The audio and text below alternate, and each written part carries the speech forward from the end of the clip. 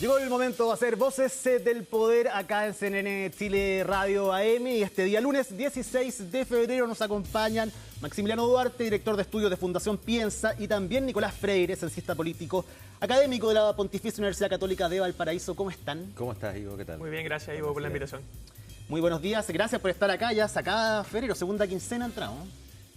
Ya en verano profundo, dicen. Sí, lo último.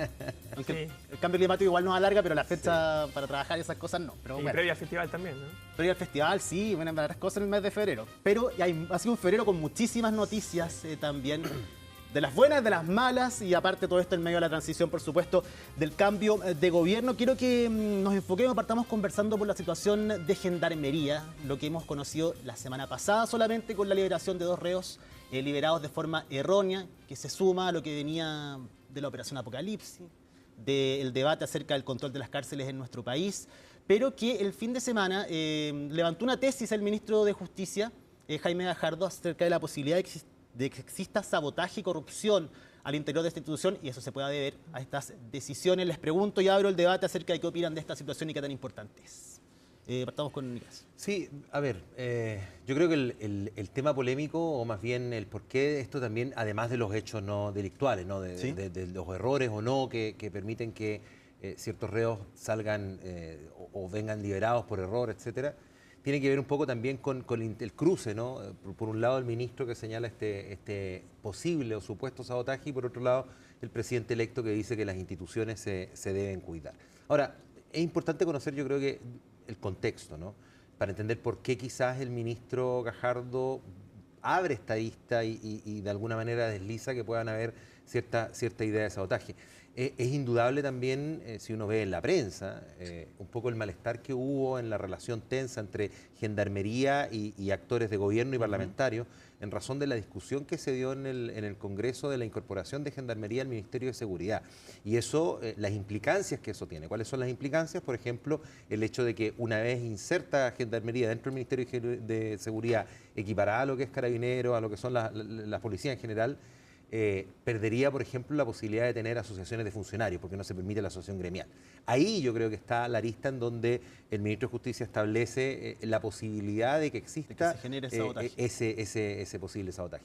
Ahora, yo entiendo también, de acuerdo a lo que ha dicho el ministro, lo que ha señalado el subsecretario, que estos antecedentes se han dado también a la Fiscalía, más allá de los procesos administrativos que internamente se tengan que investigar, y por lo tanto me parece que es una de las tantas aristas posibles, y me parece prudente que también se investigue, además como las otras, ¿no? De los errores, de la jerarquía en la toma de decisiones, es decir, las responsabilidades administrativas que correspondan no solo al funcionario, sino que también a las jefaturas de unidades donde ese funcionario, estructuralmente se aloja dentro de Gendarmería, todas las, investigaciones que vayan en el ámbito administrativo, pero también las que puedan seguir un curso más penal o un curso más desde Fiscalía, yo creo que son oportunas tomarlas en consideración. Sí, Maximiliano, que el ministro lo diga públicamente, deslice esta tesis, comunicacionalmente va más allá, efectivamente podría tener ciertos antecedentes y resguardarlos, por lo que significa salir en este momento a decir que una de las posibilidades es que exista sabotaje y corrupción al interior de la institución. Bueno, a mí me parece, primero que todo, que es una declaración irresponsable viniendo del ministro de Justicia. Y creo que son irresponsables en 2 dimensiones, tanto si son ciertas como si son falsas. Porque si son ciertas, estamos hablando entonces de que las cárceles están controladas por el crimen, ¿no? Por grupos que son criminales. Y uno podría preguntarse entonces quién está a cargo del control de las cárceles, si el ministro o grupos de crimen organizado. Y si son falsas, son aún más graves, porque significa como dañar la honra de miles de funcionarios que tratan de hacer el mejor trabajo posible con los escasos recursos que tienen.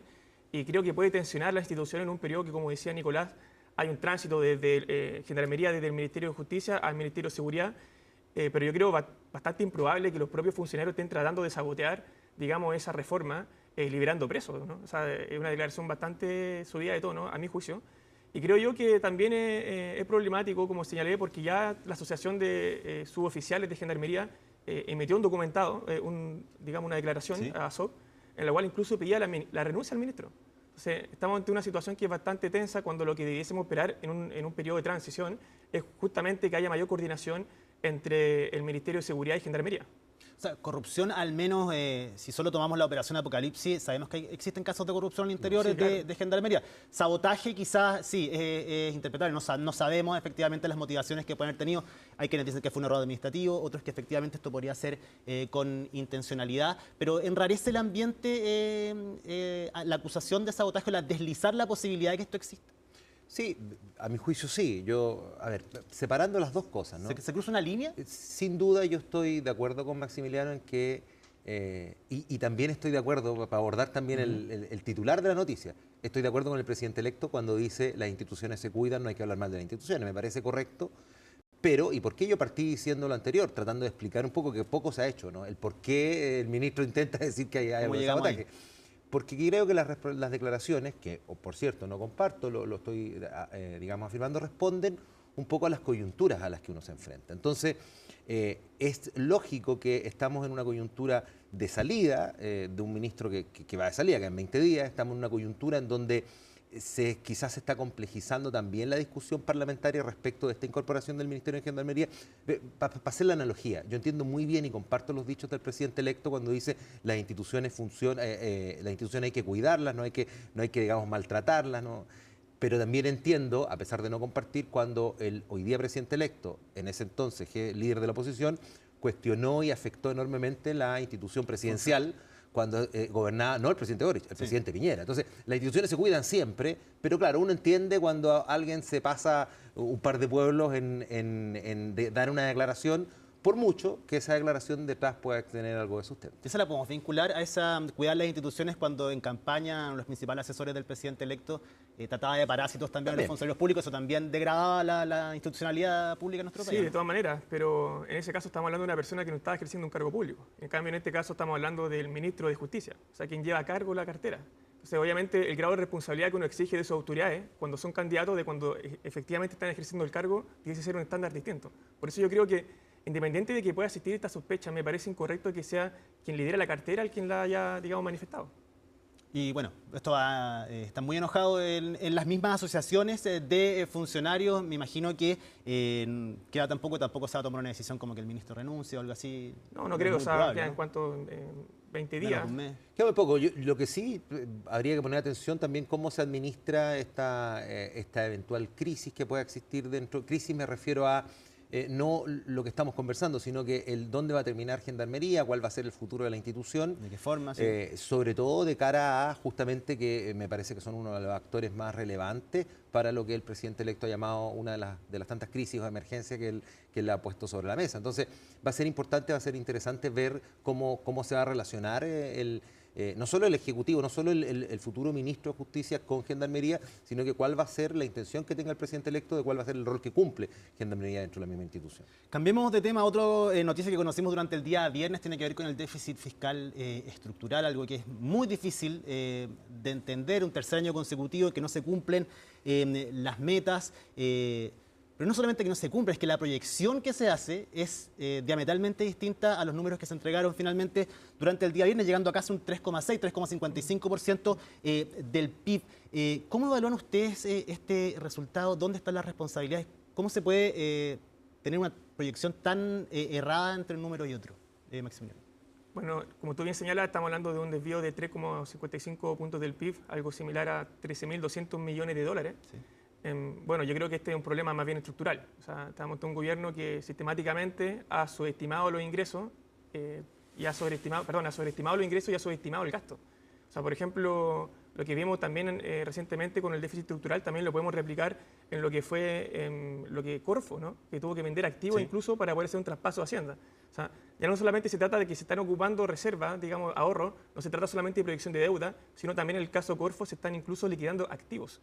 O sea, la Corfo que va a entregar este gobierno al gobierno que asume está más debilitada, porque son 387 millones de dólares en activos que tuvieron que liquidar justamente para hacer esta transferencia. Entonces yo creo que lo que estamos viendo es más bien una cuestión estructural que hemos visto ya hace más de 3 años, este es el tercer año consecutivo en que no se cumple la regla fiscal, pero nunca con una dimensión tan amplia, ¿no? Si el mismo gobierno estimaba que iba a haber un desvío de la meta de 1,1 puntos del PIB, y estamos hablando de que es más de 3 veces lo que ellos mismos proyectaban. O sea, una cosa es un error, digamos, de cálculo, que puede existir naturalmente, todos somos humanos, pero un error tan garrafal Bueno, por ahí en derecho se suele decir que la culpa grave equivale al dolo, ¿no? Y este caso, a mi juicio, así como el que ha pasado los últimos 3 años, también deja entrever que hay una negligencia bastante inexcusable por parte de la Dirección de Presupuesto. ¿Se deberían haber asumido responsabilidades antes? Por ejemplo, ya un año podría existir un error, el segundo año, el tercer año, ya queda poco. Efectivamente, ahora asumir un tipo de responsabilidad, lo mismo que hablábamos con el ministro de Justicia, no tiene mucho sentido, pero antes se debería haber asumido algún tipo de responsabilidad. O sea, a ver,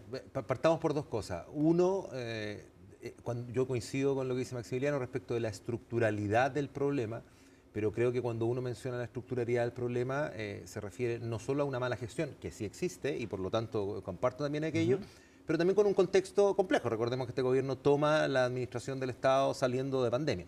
No es un excusante, pero hay que ponerlo sobre la mesa, yo creo que como un hecho relevante para poder señalarlo. Lo segundo, cuando tú mencionas el tema Ivo, de la responsabilidad, yo creo que aquí hay una explicación, se supuso mucho, se conversó mucho respecto de la salida del ministro Marcel. Bueno, probablemente la salida del ministro Marcel también tiene que ver con haber visto, ¿no?, que efectivamente no se lograba cumplir, digamos, no estar cumpliendo la expectativa, para lo cual dentro de no solo la DIPRES, sino que el Ministerio de Hacienda se fue llamado, ¿no?, en ese contexto.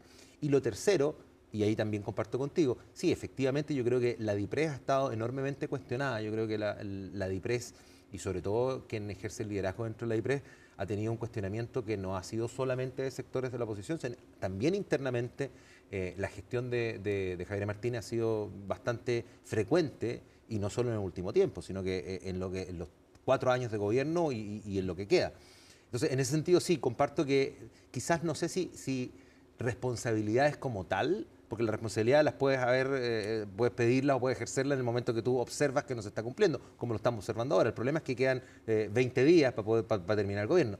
El tema es que en más de una oportunidad, y sobre todo ciertos sectores de gobierno, me refiero a sectores, por ejemplo, el socialismo democrático, le hicieron ver al presidente de la República que algo había en la DIPRES, que la DIPRES tenía problemas de gestión, y yo creo que esos también quedaron evidentes en algunos episodios que circularon frecuentemente en prensa, cuando la misma directora estaba en las cámaras presentando la discusión presupuestaria de este año, del anterior y del otro todavía. Sí, Maximiliano, Nicolás, vamos a hacer una pausa acá en CNN Chile Radio AM. A la vuelta vamos a seguir conversando, por supuesto, de temas de contingencia acá en Voces del Poder. Lo hacemos con imágenes de Santiago. 20,13 grados comienza a subir la temperatura, la máxima se va a empinar hasta los 33 según las proyecciones durante el día de hoy acá en la región metropolitana. Vamos y volvemos.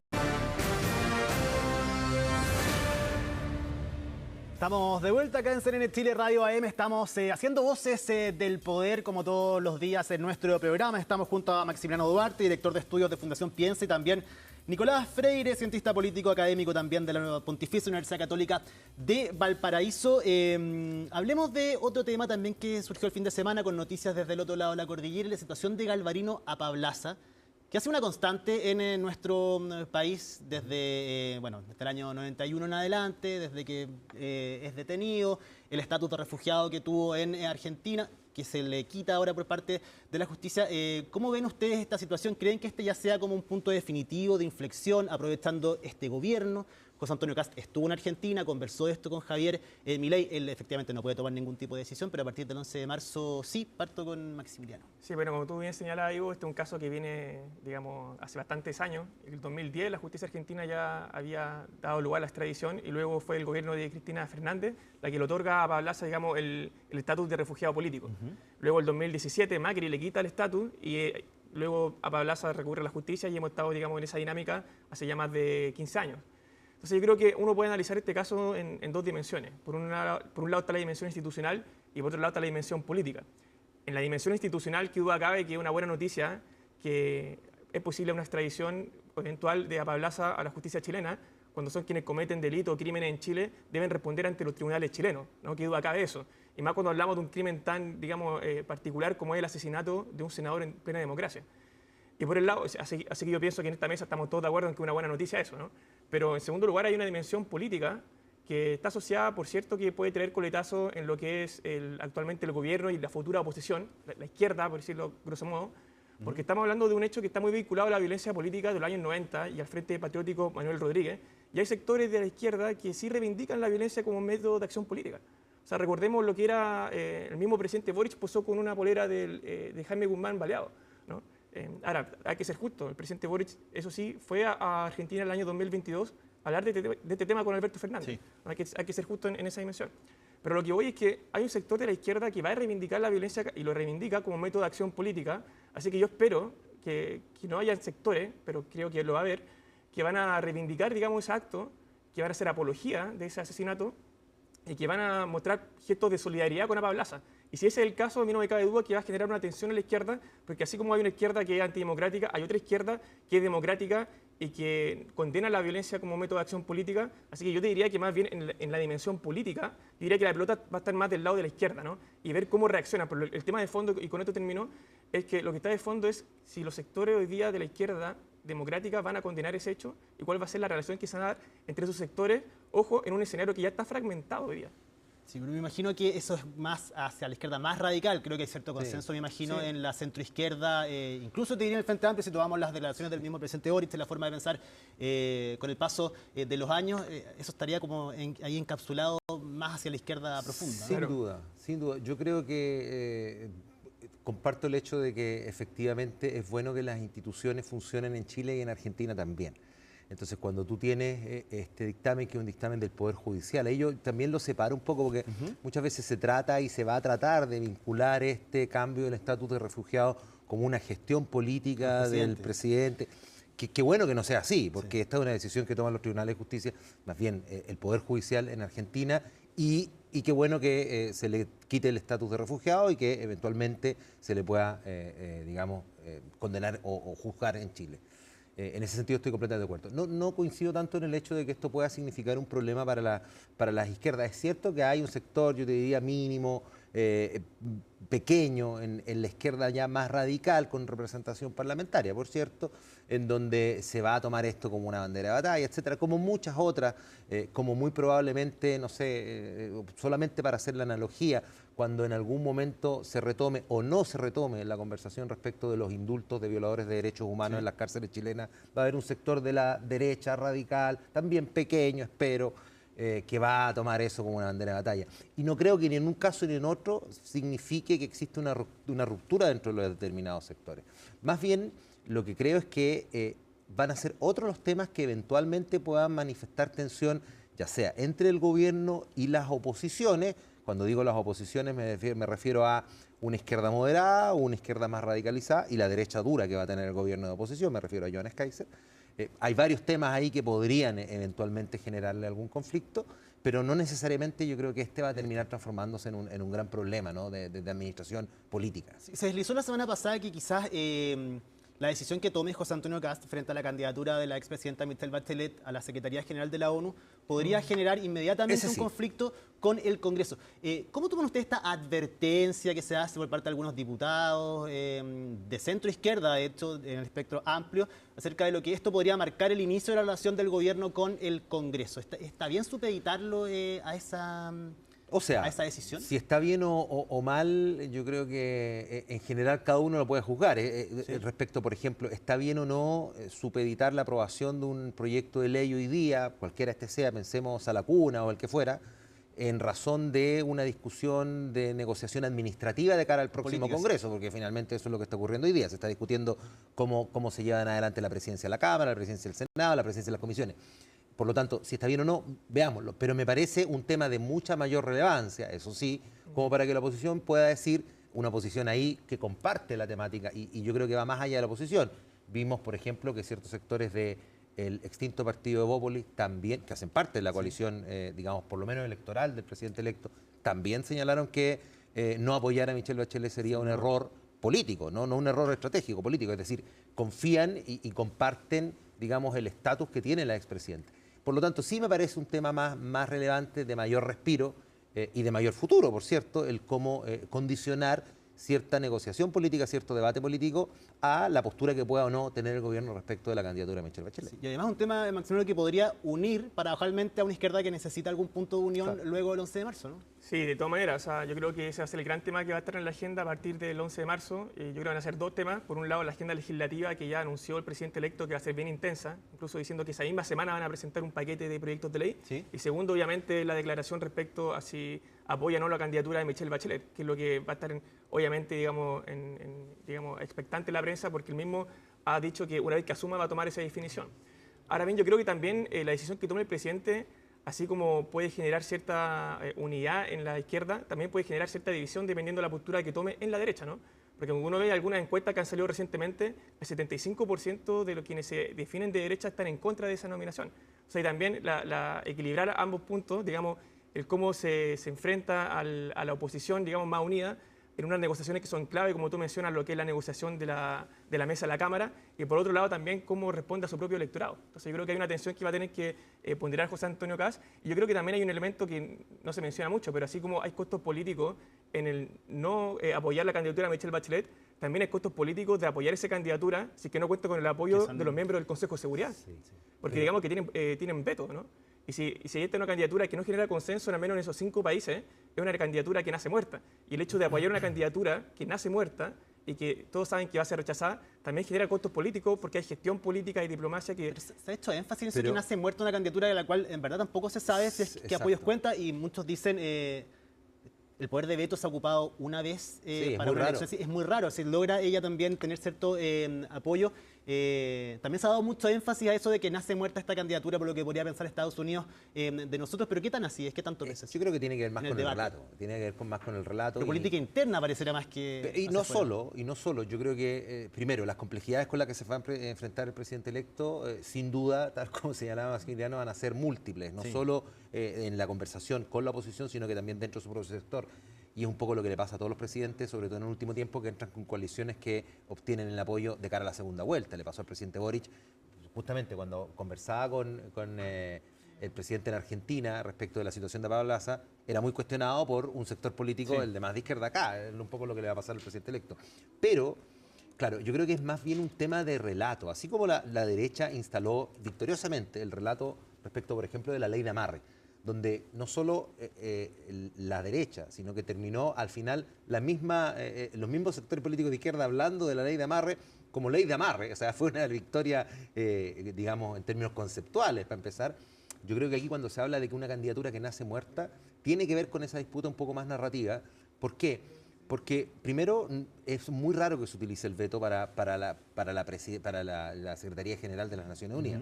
Segundo, los costos, o más bien las lógicas negociales de la candidatura de Michelle Bachelet, no tienen que ver solo con una cuestión interna. La cuestión interna es lo más evidente, un poco lo que todos ven respecto de cómo podría inclinar las relaciones tanto con su propio sector como así también con la oposición. Pero hay un tercer elemento, y es que la candidatura de Michelle Bachelet hoy día es apoyada también por México y por Brasil. Entonces, ahí yo creo que el presidente está en una situación de jaque bien compleja, en donde para donde sea que se mueva le puede significar un costo. Y la decisión yo creo que va a pasar por cuál es el costo menor. Y aparentemente, creo yo, el costo menor que puede tener el presidente electo va a ser apoyar la candidatura de Michelle Bachelet. Yo creo que depende también, hay que ver los méritos del otro candidato, porque muchos han hablado de los méritos de la expresidenta, que yo los comparto. Tiene una historia también en Naciones Unidas, no solamente en Chile. Pero poco se ha hablado, por ejemplo, de los perfiles como Rebecca Greenspan o Rafael Grossi, ¿no? El caso de Greenspan, ella también lideraba lo que es la conferencia del comercio en un escenario que está muy tensionado con el tema de los aranceles. Y en el caso de Rafael Grossi, que estaba a cargo también del organismo de la energía nuclear en la ONU. O sea, todo lo que es la negociación nuclear, cuando hoy justamente la proliferación de armas nucleares es la principal riesgo existencial del mundo, ¿no? En el contexto también que hace una semana supimos que se terminó el tratado del New START, que limitaba el número de ojivas nucleares entre Rusia y Estados Unidos. Entonces, digamos, en el escenario actual internacional, uno podría genuinamente preguntarse, ¿es Michelle Bachelet la candidata que tiene mayores atributos para liderar, digamos, este sistema multilateral ya tensionado? Yo tengo mis dudas. Maximiliano Duarte, director de estudio de Fundación Piensa, Nicolás Freire, cientista político académico de la Pontificia Universidad Católica de Valparaíso. Muchísimas gracias por haber hecho Voces del Poder hoy día. Bueno, queda todavía un largo año de campaña de Michelle Bachelet. Más de alguna vez vamos a hablar de esto, por supuesto, durante el año, y esperando la definición, por supuesto, del presidente electo, José Antonio Kast.